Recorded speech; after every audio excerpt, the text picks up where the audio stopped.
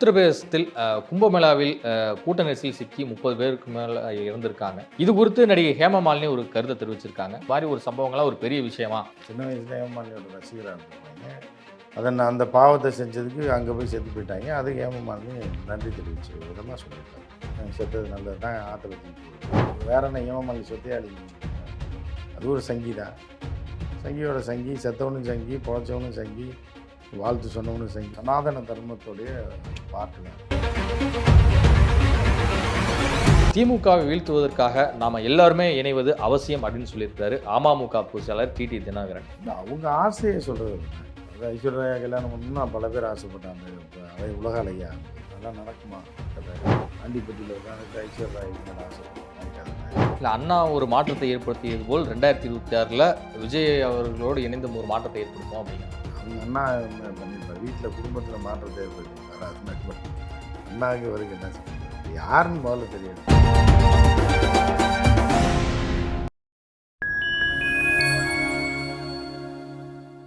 Fine time voice நேயர்களுக்கு வணக்கம். நான் உங்கள் சங்கீதன். நம்ம சிறப்பு நிகழ்ச்சியில் நம்மோடு இணைந்திருக்கிறார் மூத்த பத்திரிகையாளர் மரியாதைக்குரிய திரு உமாபதி அவர்கள். வணக்கம். வணக்கம். வணக்கம். எப்படி சார் இருக்கீங்க? நல்லா இருக்கேன். உத்தரப்பிரதேசத்தில் கும்பமேளாவில் கூட்ட நெரிசலில் சிக்கி 30 பேருக்கு மேலே இறந்திருக்காங்க. நிறைய பேர் படுகாயமடைந்து இன்னமும் ஹாஸ்பிட்டலில் சிகிச்சை பெற்று வராங்க. இது குறித்து நடிகை ஹேமா மாலினி ஒரு கருத்தை தெரிவிச்சிருக்காங்க. கும்பமேளாவில் இருந்து இந்த மாதிரி ஒரு சம்பவங்கள்லாம் ஒரு பெரிய விஷயமா அப்படிங்கிறது குறிப்பிட்டிருக்காங்க. அவங்களுடைய மனநிலை என்னவாக இருக்குன்னு நினைக்கிறீங்க? அவங்க வயசாகி போச்சு. அது முதல்ல ஒரு இதாக இருந்துச்சு. இவங்க பூரா ஹேமமாலினி ரசித்து பார்த்தாங்க. ஹேமமாலினி ரசிகர்கள் தான் செத்துருப்பாங்க. 30-40 பேரில் அவங்க எல்லாத்தையும் ஹேமமாலினி தெரியும். அவங்களுக்கு பதிலாக ஹேமமாலினி செய்யக்கூடிய கைமாறு தான் இது. சின்ன வயசில் ஹேமமாலினியோட ரசிகராக இருந்திருப்பாங்க. அதை நான் அந்த பாவத்தை செஞ்சதுக்கு அங்கே போய் செத்து போயிட்டாங்க. அதுக்கு ஹேமமாலினி நன்றி தெரிவிச்சு விதமாக சொல்லியிருக்காங்க. செத்தது நல்லது தான், ஆற்றுல தூக்கி போடுங்க அப்படின்னு. அப்புறம் வேற என்ன ஹேமமாலினி சொத்தையாளி முடியும்? அது ஒரு சங்கி தான். சங்கியோட சங்கி, செத்தவனும் சங்கி, பொழைச்சவனும் சங்கி, வாழ்த்து சொன்னவனும் சங்கி, இப்போ ஹேமமாலினியை ரசித்தவனும் சங்கி, ஹேமமாலினி சொல்கிறவன் ஹேமமாலினியும் ஒரு சங்கி. அவங்களுக்குள்ளே ஏதோ பண்ணிட்டு குடும்ப பிரச்சனை அது. நம்ம என்ன கதை சொல்லணும்? பொதுமக்கள் சங்கிகளோட குடும்ப பிரச்சனை அது. பொதுமக்கள் 30 பேர் இறந்திருக்காங்க அப்படிங்கிற ஒரு துயரமான. பொதுமக்கள்லாம் சாகலைங்க. நீ இதுக்கு அந்த கங்காயமுனா சரஸ்வத்தில் புண்ணியம் தேடி போயிருக்காங்க. பகவான் அழைச்சிக்கிட்டார், அவ்வளோதான். வேற என்ன? அதுதான் நீங்கள் இப்படி தான் பார்க்கணுங்க. ஆமாம், அதுதான் பார்க்கணும். பகவானை நோக்கி போகிறாங்க. இப்போ ஹஜ்ஜுக்கு போகிறாங்க. போனால் திரும்ப மாட்டாங்கன்னு அவங்களுக்கே தெரியும் அந்த காலத்தில். அதனால் எல்லா கடமைகளையும் செய்து விட்டு அங்கே போகணுன்னு போகிறாங்க. அது மாதிரி இப்போ இவங்க புனித நீராடா போகிறவனுக்கு என்ன உயிர் வேண்டி கிடக்கு? முக்கடலில் 3 நதிகள், புண்ணிய நதிகள் சங்கமிக்கிற இடத்துல போகிறாங்க, குளிக்கிறாங்க, இறந்துடுறாங்க. இப்போ மோட்சம் தானே அவங்களுக்கு. அப்படி தான் அவங்க பார்ப்பாங்களே தவிர நம்ம கம்பி வேலி போடாதனால நம்ம போய் விழுந்து செத்துட்டான்னு பார்க்க மாட்டாங்க. இது ஆன்மீகத்தில் நம்ம தலையிட முடியாது. அது அவங்களுக்கு என்னென்னா சனாதன தர்மத்தோடைய ஒரு பாட்டு தான் அது. அதனால் நீங்களும் நானும் கவலைப்பட வேண்டிய அவசியம் இல்லை.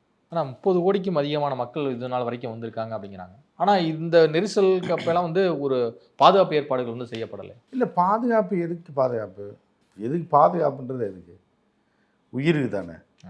அந்த உயிரே போனாலும் பரவாயில்லன்னு தானே முக்கடல் சங்கமத்தில் போய் குளிக்க போகிறீங்க. அந்த 3 நதிகள் கலக்க போகிற இடத்துல புண்ணியம் தானே. வாழ்ந்தாலும் புண்ணியம், செத்தாலும் புண்ணியம். அங்கே போய் அப்படி இருக்கும்போது எதுக்கு பாதுகாப்பு? இதுதானே உண்மை. இப்போ நீங்கள் போய் அங்கே போய் உயிரிழப்பதற்கு நீங்கள் கங்கையில் போய் உங்கள் உடலை கரைக்கிறதுக்கோ இது பண்ணுறதுக்கோ, இல்லை கடைசி காலத்தில் போய் அங்கேயே உட்காந்துட்டு அங்கேயே செத்தா தூக்கி கங்கையில் போட்டுருவாங்க அப்படின்றது ஒரு சிலருடைய புனித பழக்க வழக்கம். ஆனால் அங்கே போகிறப்ப இதில் என்ன இது தப்புன்னு சொல்ல முடியாது. அரசாங்கத்தை எப்படி குறை சொல்ல முடியும்? மோடிஜி எப்படி குறை சொல்ல முடியும்? இவரை எப்படி குறை சொல்ல முடியும்? அங்கே உள்ள முதலமைச்சர் அது கடமையில் ஒன்று போகிறான், விழுகிறான், ஆற்றுல செத்துடுறான். அப்படியே ஆற்றுலேயே போட சொல்லிடுறாங்க. பாதி பேர் 15க்கு மேற்பட்ட பிணங்களே ஆற்றுல தான் வீசியிருக்காங்க. ஸோ அது புண்ணியம் தான் அவருக்கு. இன்னும் ஒரு நாள் இருக்கிறது. முதல்வரும் கவர்னரும் பேசி பாருங்கள். அரசும் கவர்னரும் இணைந்து செயல்பட வேண்டியது அவசியம் அப்படிங்கிறதில் குறிப்பிட்டிருக்கு கோர்ட்டு. ஆளுநர் என்ன மாதிரியான முடிவெடுக்க போகிறாருன்னு நினைக்கிறீங்க இந்த விஷயத்தில்? ஆளுநர் என்ன முடிவெடுப்பார் நம்ம எப்படி சொல்ல முடியும்? அவர் முடிவு எடுக்கணும். துணைவேந்தர்கள் இன்னும் நிறைய பல்கலைக்கழகங்கள் நியமிக்கப்படலை இல்லையா? அதனால நிறைய பள்ளி பார்த்தீங்கன்னா சில பிரச்சனைகள் எழுவுறதா நம்மளே பார்க்குறோம். ஸோ இதுக்கெல்லாம் ஒரு தீர்வு வேணும்ல. தீர்வு வேணும்னா ஆளுநரை மாற்றணும். அதுக்காக நம்ம ஆளுநரை நாடு கடத்த முடியும்? சட்டப்படி இங்கே தான் இருக்கணும். நம்ம சோறு போட்டு தான் ஆகணும். தமிழக அரசு காசில் தான் அவர் சாப்பாடு போடணும். அதுக்காக நம்ம சின்ன பிள்ளைய அவருக்கு சூடு வைக்கிறதுக்கும் சோறு போட மாட்டேன், சின்ன பிள்ளைகள்லாம் சொல்லுவாங்க. உனக்கு 2 நாள் பட்னியாக போட்டால் நீ திருந்திடுவேன். அப்படிலாம் பண்ண முடியாது. தமிழ்நாடு அரசு காசில் தான் அவருக்கு சாப்பாடு போட்டுட்ருக்காங்க. அதை தொடர்ந்து நம்ம செஞ்சு தான் ஆகணும். நீதிமன்றம் என்ன சொல்லுதோ, அவர் என்ன கேட்குறாரோ அதுபடி அவர் முடிவு எடுப்பார் 2-3 நாள். ஏன்னா அவர் ஆளுநரே இல்லை. இப்போதைக்கு கணக்குப்படி பார்த்தா அவரோட பதவி காலம் முடிஞ்சிருச்சு. இருந்தாலும் எல்லாமே சட்டத்துக்கு புறம்பாக தான் நடந்துக்கிட்டு இருக்கு. அதில் சட்ட ரீதியான ஒரு வழக்கு. அந்த வழக்கில் சட்டத்தை நீங்கள் சட்ட ரீதியான நடைமுறைகளை கொண்டு வாங்கன்னு சொல்கிறாங்க. அவர் என்ன பண்ணுறாருன்னு வெயிட் பண்ணி தான் பார்க்கணும். அது அவரோட முடிவு தானே. அவர் இருக்குமா வேணாமான்னு அவர் முடிவு. இப்போ விஜய் படத்தில் ஒரு டைலாக் வரும், நான் சொன்னதை நானே கேட்க மாட்டேன் அப்படின்ற மாதிரி இருந்தாருன்னு வைங்க. இப்போ கோர்ட்டு சொல்கிறத அவர் எப்படி கேட்பார் என்று ஒரு கேள்வி இருக்குது. சாதாரண விஜயே படத்தில் டைலாக் வைக்கும்போது ஒரு ஆளுநர் வைக்க மாட்டாரா? நான் சொல்கிறது சில நேரத்தில் நானே கேட்க மாட்டேன் அப்படின்ற மாதிரி சொன்னார்னு வைங்க, என்ன பண்ணுவீங்க? அதனால் பொறுத்து தான் பார்க்கணும். அப்போ ஆளுநர் வெர்சஸ் தமிழ்நாடு அரசு மோதல் வந்து ஒரு முடிவுக்கு வரவும் வாய்ப்பு இருக்குது. ஒரு முடிவுக்கு வரும், பல முடிவுக்கு வராது. ஒரு முடிவு இப்போ உள்ளதுக்கு ஒரு முடிவுக்கு வரலாம். கோர்ட்டு சொன்னதுக்காக ஏதோ ஒரு கேட்டுக்க வாய்ப்பு இருக்குது அப்படின்னு. அது மாதிரி தமிழ்நாடு பாஜக மாநில தலைவராக அண்ணாமலை தான் மீண்டும் தொடரப் போகிறார் அப்படிங்கிற ரீதியில் அமித்ஷா விசிட்டுக்கு பிறகு நிறைய பேர் வந்து பேசிட்டு வராங்க. உங்கள் பார்வையில் அவர் தான் தொடர வாய்ப்பு இருக்கு? இல்லை, அது அவருக்கு அமித்ஷாவுக்கே தெரியாது, நம்ம எப்படி சொல்ல முடியாது. அதான் அவர் தூக்குவாங்கன்னு சொல்லி பல கட்டங்களில் பல சூழல்லாம் இருந்துச்சு. அப்புறம் தூக்க மாட்டாங்கன்னு ஒரு சூழல் இருந்துச்சு. அதுக்கப்புறம் வந்து அவங்களே குழம்பி போயிட்டாங்க. திடீர்னு ஒரு ரெட்டியை போட்டாங்க பொறுப்பாளர், அவர் வந்து பார்த்துட்டு வருவார்னு. அவரும் வந்து பார்த்துட்டு போனார், ஒன்றும் நடக்கலை. இந்த இது அந்த இது என்னது, இந்த திருப்பூரில் கொலை நடந்துச்சுல, அந்த மாதிரி தான் போலீஸ் வந்து பார்க்கும். அப்புறம் சிறப்பு போலீஸ் வந்து பார்க்கும். எவனே அக்யூஸ்டை கண்டுபிடிக்கவே முடியல இன்றைக்கி வரைக்கும். அப்புறம் இவன் என்னாங்க வேலைக்காரன் போய் விசாரித்தாங்க, என்னென்னமோ பண்ணாங்க. அந்த மாதிரி தான் இது தமிழ்நாடு பாஜக யார் தலைவர் ரவி வந்து சிடி ரவியை போட்டாங்க. அவர் வந்து பார்த்தாரு, ஒன்றும் லாயக்கப்பட மாட்டான்னு போயிட்டார். அடுத்து ஒருத்தர் வந்து பார்த்தார் ரெட்டி, அவரும் போயிட்டார். திருப்பி அவர் இன்னொரு ரவுண்டு வருவாருன்னாங்க, இன்னொரு ரவுண்டு வந்தார், அரிட்டாப்பட்டி கூப்பிட்டு போயிட்டாங்க. புரியுதா? அதுக்கு அடுத்து அமித்ஷா வந்து பார்த்தாரு, அவருக்கும் ஒன்றுமே புரியலை. திருப்பி அண்ணாமலையை காரில் ஏற்றி கொண்டு போய் இங்கே சும்மா கிடந்த அண்ணாமலையை ஏற்றி கொண்டு போய் ஏர்போர்ட்டில் இறக்கி விட்டு போயிட்டாப்புல. இதுக்கு அவரே ஆட்டோ பிடிச்சி அங்கே போயிருக்காரு. அங்கே இறக்கி விட்டு அவர் வேறு கார் பிடிச்சி இங்கே வந்தாப்புல. ஸோ இப்படி அவங்களே குழம்பி போயிருக்காங்க. இந்த என்னன்றது நம்ம வெயிட் பண்ணி தான் பார்க்கணும். யார் முடிவு என்ன முடிவு. ஒரு வேளை தமிழக பாஜகவே கலைச்சாலும் ஆச்சரியப்படுறதுல. இப்போதைக்கு வேணாம், எல்லாத்தையும் காய்ச்சி விடுங்கடா, போங்கடா, எலெக்ஷனுக்கு அப்புறம் பார்த்துக்கலாம். பொறுப்பாளர் அத்தனை பேரும் எல்லாத்தையும் கூட எது வேணாலும் பண்ணலாம். அவங்க கட்சி அவங்களுக்கே செட் ஆகலைன்னா சீட் ஆட்டத்திலலாம் பார்ப்பாங்க. ரம்மி சேரல அப்படின்னா டக்குன்னு சீட்டை கலைச்சி விட்ருவாங்க, போங்கடான்னு கவுத்திடுவாங்க, அடுத்த ரவுண்டு அடிக்கிறேன்டான்னு. அந்த மாதிரி தான் இப்போ நிலைமையில் இருக்குது பாஜக. சீட்டு சேரவே மாட்டேது. முதல் ரவுண்டு போட்டாங்க காலி, 2வது ரவுண்டு போட்டால் ஜோக்கராக வருது, திருப்பியும் கவுத்துறாங்க, திருப்பியும் குழக்கி போட்டிருக்காங்க. இப்போ இன்னும் கலைச்சி போடுவாங்க. இன்னைக்கு அடுத்து போடும்போது எந்த 2 ஜோக்கர் இருந்தால் பரவாயில்ல, கட்டுப்பூரா ஜோக்கராக சேர்ந்துச்சுன்னா என்ன பண்ணுவீங்க? அந்த மாதிரி ஆயிடுச்சு. இப்போ கலைச்சி போட்டு 2 ஜோக்கர் வர வரைக்கும் பார்ப்பாங்க, பார்த்துட்டு அப்புறம் ஆட்டைய ஆரம்பிப்பாங்க. திமுகவை வீழ்த்துவதற்காக நாம் எல்லாருமே இணைவது அவசியம் அப்படின்னு சொல்லியிருக்கிறாரு அமமுக பொதுச்செயலாளர் டிடி தினகரன். இன்னொரு பக்கம் ஓபிஎஸ் என்ன சொல்கிறாருன்னா, ஜெயலலிதா ஆட்சி மீண்டும் மலர நாம் எல்லாருமே இணைவது அவசியம் அப்படிங்கிறாரு. உங்களுடைய கருத்து என்ன சார்? அவங்க ஆசையை சொல்கிறது தானே. அது ஐஸ்வர்யா கல்யாணம் பண்ணணும்னா பல பேர் ஆசைப்பட்டான். அந்த உலக அழகி ஆகும்போது அதெல்லாம் நடக்குமா? கதை ஆண்டிப்பட்டியில் உட்காந்துட்டு ஐஸ்வர்யா மேலே ஆசைப்படுற மாதிரி கதை தான் இது. 2 பேரும் இது பண்ணுறாங்க. தினகரன் வெளியே இருக்காப்புல, ஜெயிலில் இருக்காப்புலையா? அதே தெரில, எங்கே இருக்காருன்னே தெரில. இப்போ நீங்கள் சொல்லி தான் ஏதோ பேட்டி கொடுக்கும்போது வெளியில் தான் இருக்காரா? ஜெயிலில் பேட்டி கொடுத்தாரு, வெளியே இருக்காருன்றது இப்போ தான் தெரியுது மக்களுக்கு. அதுக்கப்புறம் இவர் ஓபிஎஸ் எப்படி இருப்பார்னு அடையாளமே மறந்து போச்சு. அந்த மாதிரி ஆயிடுச்சு இப்போ ஜெயலலிதா செத்ததுக்கப்புறம். ஆமாம், இவர் இருந்தார்ல, இவர் முன்னாள் முதலமைச்சராக இருந்தார்ல, ஆமாம் அப்படின்னு தெரிஞ்சது 2 பேர் இருக்காங்க. 2 பேரும் எதாவது ஒன்று சொல்கிறது, எதாவது பிழைக்கணும்ல. அதனால் 2 பேரும் எதாவது பேட்டி கொடுத்துட்டு. ஆனால் இப்போ சீமான் பேட்டியவே நீங்கள் டெய்லி போட்டுக்கிட்டு இருந்தீங்கன்னா, சீமான் அண்ணாமலை சீமான் இப்படி போய்ட்டுருக்கு. இப்போ சினிமா இருக்குது, அடுத்தடுத்த படம் வர்ற படம் பூரா ரஜினி படமும் கமல் படமும் மாற்றி மாற்றி வந்துச்சுன்னா விஜய் அஜித்தெல்லாம் என்ன ஆகுது? அதனால் வேறு படங்கள் வரதான் செய்யும், ஒருத்தன் பார்க்க தான் செய்வாங்க. அந்த மாதிரி தான் திடீர்னு இவங்க 2 பேரும் வந்திருக்காங்க.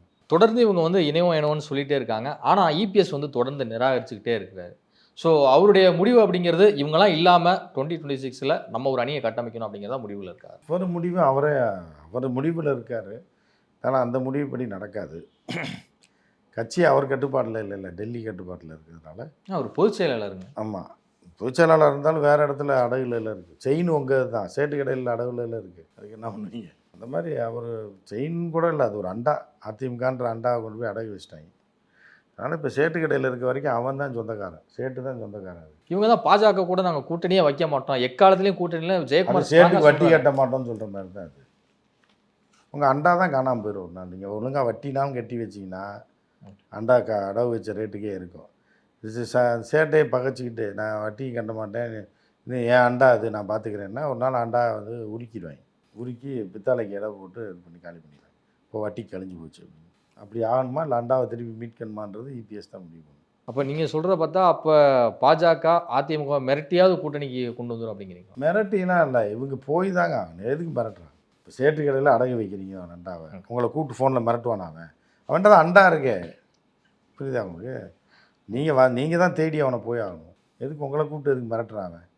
ஆட்டோமேட்டிக்காக 12 மாதம் வட்டி கட்டலைன்னா அண்டா அவனுக்கு சொந்தமாயிடும். நீங்கள் தான் போய் ஜி ஒரு 4 மாதம் வட்டி வச்சிங்க ஜி, ஏதாவது குறைச்சி போட்டு கொடுங்க திருப்பிக்கிறேன் அண்டாவை, நீங்கள் தான் போய் கட்டணும். அவன் ஏன் மிரட்டுறான்? ஆதவ் அர்ஜுன் அதிமுகவில் தான் சேர போகிறார் அப்படிங்கிற மாதிரி ஒரு நியூஸ்லாம் வந்து போயிட்டு இருந்துச்சு. அங்கே வந்து அதிமுகவில் அவருக்கு இடம் இல்லை அப்படின்னு தெரிஞ்சுக்கிட்டு தான் அவர் வந்து தாவேக்காவுக்கு வந்து போய் ஒரு பெரிய பொறுப்பாக வாங்கிட்டாரு அப்படிங்கிற ரீதியில் வந்து ஒரு பரவலாக ஒரு பேச்சு அடிப்படுது. இல்லை, ஆதவ் அர்ஜுனன்றது யாரை சொல்கிறீங்க நீங்கள்? தேர்தல் அவர் என்ன இப்போ எந்த அரசியல் கட்சியில் என்னவா இருந்தார், அவர் யார் முதல்ல அப்படின்றதே மக்களுக்கு தெரியாது. அவர் குடும்பத்தில் இருக்கவங்களுக்கு என்ன தெரியும், நம்ம மருமகன்னு அவங்க மாமனாருக்கு தெரியும், நம்ம கணவர்னு அவங்க வீட்டு அம்மாவுக்கு தெரியும், அவர்கிட்ட காசு வாங்கினவனுக்கு மாநாட்டு காசு செலவு பண்ணவங்களுக்கு தெரியும். மக்களுக்கு அவர் யாருன்னு தெரியாதுல்ல. அவர் இங்கேயும் போகலாம் அங்கேயும் போகலாம், பாண்டியன் எக்ஸ்பிரஸில் ஏறியும் போகலாம், கோவை எக்ஸ்பிரஸில் ஏறியும் போகலாம். அதை பற்றி மக்களுக்கு என்ன கவலை இருக்குது? அவர் அங்கே போயிருக்காரு, இங்கேருந்து அங்கே போயிருப்பார், அங்கேருந்து இங்கே போவார். நேற்று முனியாண்டி விலாஸில் நேற்று வரைக்கும் சாப்பிட்டுக்கிட்டு இருந்தார். இப்போ இன்றைக்கி வந்து வேறு ஆரியபவனுக்கு போயிருக்காரு. அவ்வளோதான். அதனால் மக்களுக்கு என்ன பிரயோஜனம், மக்களுக்கு என்ன தேவை இருக்குது? ஒன்றுமே இல்லை. அவர் காசு வச்சுருக்காரு, அவர் இங்கேயும் சாப்பிடுவார் அங்கேயும் சாப்பிடுவார். இல்லை, அண்ணா ஒரு மாற்றத்தை ஏற்படுத்தியது போல் 2026 விஜய் அவர்களோடு இணைந்த ஒரு மாற்றத்தை ஏற்படுத்தும் அப்படிங்கிறாங்க. அவங்க அண்ணா பண்ணியிருப்பார், வீட்டில் குடும்பத்தில் மாற்றத்தை ஏற்படுத்தியிருப்பார். அது மாதிரி அண்ணாவுக்கு இவருக்கு என்ன சம்மந்தம் இருக்குது? யாருன்னு முதல்ல தெரியணும்ல. ரோட்டில் போகிற வரவங்களாம் அனாமத்து அட்ரஸ் இல்லாதவங்களாம் பெரியார் அண்ணான்னு சொல்லிட்டு தெரிவாங்க, அம்பேத்கர்னு. அப்படி இவங்களால அவங்களாம் இருக்குது ரைட்டு, நீ யார் முதல்ல அப்படின்ற ஒரு இது வேணும்ல. அந்த மாதிரி தான் அவெல்லாம் மக்களுக்கு தெரியாத ஆள். மக்கள் இதை கணக்கில் எடுத்துக்கணும். ஈரோடு கிழக்கு இடைத்தேர்தல் நடந்து முடிந்திருக்கிறது. அது மட்டும் இல்லாமல் இன்னொரு விஷயம் உங்களுக்கு நான் கேட்கணும்னு நினைக்கிறேன். அங்கு நடைபெற்ற இந்த பிரச்சாரத்தில் வந்து நாம் தமிழர் கட்சிக்கும் தந்தை பெரியார் திராவிடர் கழகத்துக்கும் ஒரு மோதல் போக்கெலாம் வந்து கைகலப்பாகவே ஒரு மாறி நிற்கிது. ஏன் ஒரு கருத்தியல் ரீதியாக மோதுறாங்க அப்படின்னா ஒரு ஸ்டேஜ் ஸ்பீச் ஓகே, அது வந்து ஒவ்வொரு தொண்டர்கள் வந்து கடந்து போயிடலாம். ஆனால் ஏன் கைகலப்பு வரைக்கும் போய் நிற்கிது? இந்த வன்முறை அரசியலை நோக்கி நகருதா இது மாதிரியான சம்பவங்கள்? இதை நீங்கள் சீமான்ட்ட தான் கேட்கணும், இந்த சீமான் கட்சிக்காரன்ட்ட தான் கேட்கணும். என்ன கருத்தியல்ன்றது வேறு, ஆத்தா அம்மான்னு பேசுகிறது வேறு இல்லை. பேசும்போது அடிக்க தான் செய்வாங்க 2 பேர். இப்போ எலெக்ஷன் முடிஞ்சு தான் காட்டுவாங்க சீமானுக்கு யாருன்னு. இனிமேல் தான் பிரச்சனை இருக்குது. என்னால் இடைத்தேர்தல் இருந்ததுனால அவனுக்கு ஒன்றும் பண்ணாமல் விட்டுருக்காங்க. இப்போ இடைத்தேர்தல் முடிஞ்சதுக்கப்புறம் அவனுக்கு என்னன்னு காட்டுவாங்க. அது இனிமேல் தான் இருக்குது. இப்போ நீங்கள் பார்த்தது ட்ரெய்லர் தான், அதுக்கு முன்னாடிலாம் மெயின் பிக்சர் இனிமேல் தான் வரும் சீமானுக்கு. என்ன நடக்கும் பாருங்கள். அது என்ன நடக்குன்னு நான் எப்படி சொல்ல முடியும்? இப்போ தான் ட்ரெய்லர் ரிலீஸ் ஆகிருக்கு, நீ படம் ரிலீஸ் ஆகும்போது நீங்களும் பாருங்கள். இதுவரை உங்கள் பல்வேறு கருத்துக்கு மிக்க நன்றி சார். நன்றி, வணக்கம்.